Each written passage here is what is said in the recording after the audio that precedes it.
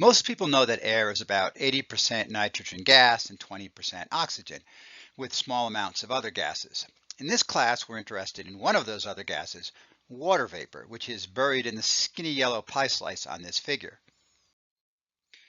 This table on the right shows the composition of air in terms of mass parts per million, which is a form of mass fraction. Again, we're interested in water vapor, which averages about 1 weight percent, though it varies a lot from near 0% to near 5 weight percent. There are three main ways to describe the amount of water vapor found in air that are common in hydrology, and in this slideshow I'm going to go through all three. Absolute humidity describes the mass of water vapor found in a specific volume of air. By mass per volume, it has the dimensions of a density, but since water vapor is not very abundant, the most common unit used is grams of water vapor per cubic meter of air. Note that this is a mix of the CGS and MKS metric systems, but we use it because consistent units would lead to very, very small values for the absolute humidity. It's a lot easier to talk about 5 grams per cubic meter than 0.0005 kilograms per meter cubed, for example. One disadvantage of the absolute humidity for certain calculations is that it depends on the volume of a compressible material like air. You know that as air rises, it expands, so we'd expect the absolute humidity to decrease with elevation. One way to get around this problem is to use the specific humidity, which is simply a mass ratio, mass of water vapor per total mass of air.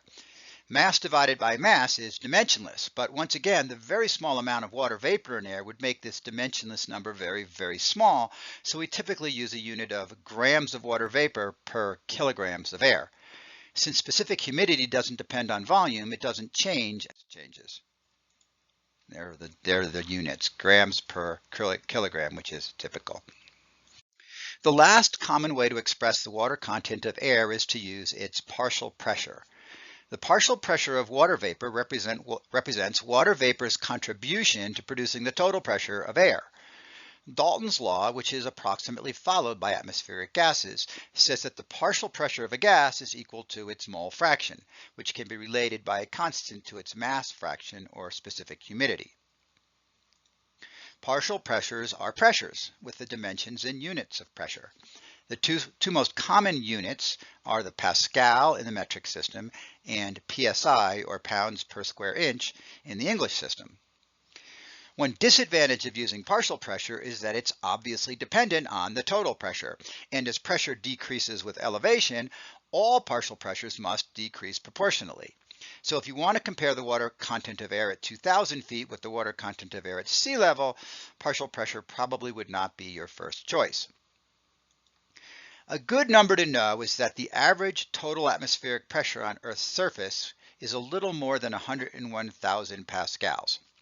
If the atmosphere contains about 1% H2O or water vapor by weight, this corresponds to a partial pressure of about 1,300 pascals.